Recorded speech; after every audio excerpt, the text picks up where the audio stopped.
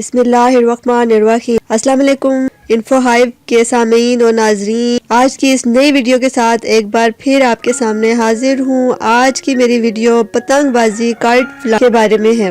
یوں تو نوع انسانی میں وقت گزارنے یا تفریح کے بے شمار مشاغل کا ہمیں پتہ چلتا ہے۔ ان میں کئی تو صرف خطوں، ممالک، شہروں یا پھر مخصوص علاقوں تک محدود ہیں، لیکن اگر اس سلسلے میں برصغیر پر نگاہ ڈالی جائے تو یہاں کھیلے جانے والے کھیل شاید ہی دنیا کے کسی خطے میں اس انداز سے کھیلے جاتے ہیں، جیسے کہ لٹو، کنچے، گلی ڈنڈا، پٹھو گرم، پہل دور، کھوکھو وغیرہ۔ ان کھیلوں میں ایک پتنگ بازی بھی شامل ہے، لیکن اس کھیل کو جو رنگ اس خطے میں دیا گیا ہے وہ کہیں اور نہیں ملتا۔ دنیا بھر میں پتنگ اڑانے کے مختلف انداز ہیں اور اس سلسلے میں مختلف فیسٹیول منعقد ہوتے ہیں، لیکن پاکستان میں تو باقاعدہ طور پر پتنگ بازی کے ٹورنامنٹس کا پتہ چلتا ہے، اس میں حریف کی زیادہ پتنگیں کاٹنے والا فاتح قرار پاتا ہے۔ یہ کھیل انفرادی یا ٹیم کی شکل میں کھیلا جاتا ہے۔ دنیا بھر میں پتنگیں اڑانے کے ان گنت شائقین موجود ہیں۔ تاریخی عالم میں پتنگ اڑانے کا آغاز 200 قبل مسیح میں چین سے ملتا ہے۔ چین سے پتنگ اڑانے کا یہ فن کوریا پہنچا، جس کے بعد چین اور کوریا سے ہوتا ہوا یہ فن جاپان آیا تو عوام میں اتنا مقبول ہوا کہ وہ دن اور رات پتنگ اڑانے میں مشغول ہو۔ چنانچہ اس زمانے میں جاپان میں ایک سخت قانون نافذ کیا گیا، جس کے تحت صرف شاہی خاندان کے افراد، اعلیٰ سول اور فوجی افسران اور چند مراعات یافتہ شہریوں کو پتنگ اڑانے کی اجازت دی۔ مشرق بعید سے پتنگ بازی کا مشغلہ کب اور کس طرح ہندوستان پہنچا، اس کے بارے میں تاریخ کوئی واضح اشارہ نہیں دیتی، البتہ امیر خسرو کی پہیلیوں میں پتنگ کا ذکر ضرور ملتا، جبکہ پتنگ بازی کی اولین دستاویزی شہادتیں مغل دور کی مصوری میں بھی دکھائی دیتی ہیں۔ یورپ میں پتنگ 13ویں صدی میں مارکو پولو کے سفر ناموں کے ذریعے متعارف ہوئی۔ اس کے بعد 17ویں صدی میں جاپان سے لوٹنے والے یورپی سیاحوں نے بھی پتنگ بازی کے رنگین قصے بیان کیے اور یوں یورپ میں پتنگ اڑانے کا رجحان پیدا ہوا۔ ایشیا کے برعکس یورپ اور امریکہ میں 20ویں صدی کے آغاز تک پتنگوں کا استعمال تفریح کے بجائے موسمیاتی تحقیق اور جنگی جاسوسی کے لیے ہوتا ہے، جبکہ ایشیا کے برعکس یورپ اور امریکہ میں 20ویں صدی کے آغاز میں پتنگوں کا استعمال تفریح کے بجائے صرف موسمیاتی تحقیق اور جنگی جاسوسوں کے لیے ہوتا ہے، جبکہ ایشیا اور خاص کر برصغیر پاک و ہند میں تفریح کے لیے پتنگ بازی کی جاتی ہے۔ البتہ پچھلے 20 برس کے دوران مغربی ممالک میں اسے تفریح کے طور پر اپنایا گیا، لیکن صدی کے دوران جب ممالک میں یہ تفریح ایک صنعت کی شکل اختیار کر گئی ہے، وہ پاکستان اور ہندوستان ہے۔ پاکستانی پنجاب میں اس وقت لاکھوں افراد کا روزگار گڈی کاغذ، بانس، دھاگے اور مانجے سے وابستہ ہے، اور لاہور شہر اس وقت دنیا بھر میں بسنت کی تقریب کا سب سے بڑا مرکز ہے۔ خاص بات یہ ہے کہ امریکہ اور یورپ میں پتنگ بازی صرف تفریح کے لیے کی جاتی ہے، لیکن پاکستان، بھارت، افغانستان اور نیپال میں پتنگ بازی پیچ لڑانے کی وجہ سے مشہور ہے، جس میں دو پتنگ باز ایک دوسرے کی پتنگ کو نیچے گرانے کا کاٹنے کی کوشش کرتے ہیں۔ پیچ لڑانے کے لیے اکثر چھوٹی، فلیٹ اور ڈائمنڈ شیپ کی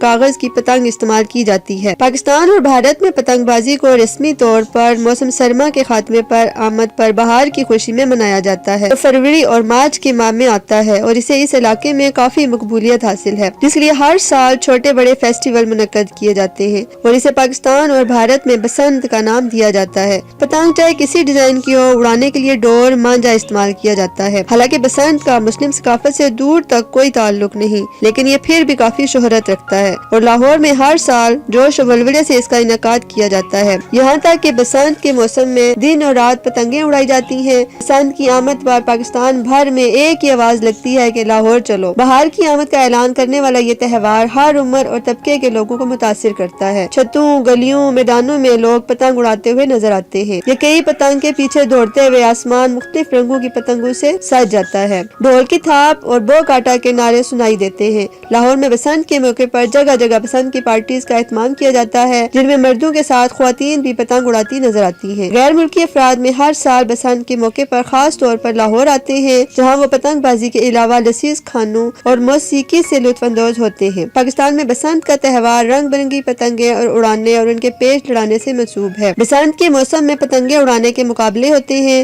یوں تو بسنت لاہور کے علاوہ गुजरांवाला, सियालकोट, फैसलाबाद, रावलपिंडी, मुल्तान और इस्लामाबाद समेत पाकिस्तान के मुख्तलिफ शहरों में मनाई जाती है, लेकिन इनके दिन अलग अलग होते हैं। इस्लाम में पतंगबाजी खरीदो फरोख्त करना सब नाजायज और हराम है और बाइसे गुनाह है। चले देखते हैं ये शुरू कहाँ से हुई। ईस्वी सन 1707 से 1759 के दौरान पंजाब की गवर्नमेंट जिक्रिया खान थे। उस वक्त सियालकोट के गैर मुस्लिम खातरी माल राई के बेटे हकीकत राई ने रसूल पाक सल्लल्लाहु अलैहि वसल्लम और हजरत फातिमा रज़ियल्लाहु तआला अन्हा की शान अक़दस में गुस्ताखियां की और बुरे बुरे कलमात कहे। बिलाखिर इस गुस्ताखियों के जुर्म की गुस्ताख को कोड़े मारे गए और स्तून के साथ बांध कर इसकी गर्दन उड़ा दी। इस गुस्ताख की याद में वहाँ गैर मुस्लिमों ने एक कब्र तैयार की और हर साल वहाँ इस दिन जश्न मनाया जाने लगा और आहिस्ता आहिस्ता वहाँ इस दिन मेला बढ़ने लगा और इस मेले में सबसे पहली बार पतंग उड़ाई गई और ये दिन अब त्योहार की शक्ल बन गया। नबी की बेइज्जती करने वाले की याद में सबसे पहले पतंग उड़ाई गई। तब से ये त्योहार हिंदुस्तान और पाकिस्तान में मनाया जाने लगा। हजरत मुफ्ती फैज अहमद अवैसी ने भी अपनी किताब बसंत त्योहार या गजब किरदार सफ़ा 10 या 11 पर भी तहरीरी फरमाया और यही वाक़या एक सिख डॉक्टर BS नजारा अपनी किताब पंजाब अंडर द लेटर में भी लिखा है। दूसरी बात कि ये त्योहार गैर मुस्लिमों का है और इसकी मुशाबियत करने का मैंने कि हम उनके त्योहार से राजी हैं और हदीस शरीफ के मुताबिक हमने जिसकी मुशाबियत की हमारा हशर भी उसके साथ होगा। अल्लाह अकबर। क्या आप चाहते हैं कि आपका हशर भी इन काफिरों के साथ हो? पतंगबाजी में दूसरे कई तरह के गुनाह भी होते हैं, मसलन बेपर्दगी, फजूल खर्ची, नाच गाना, दूसरे परिंदों जानवरों को परेशान करना वगैरह। तीसरा, पतंग उड़ाने का रिवाज एक गुस्ताख रसूल की याद में मनाया जाने लगा।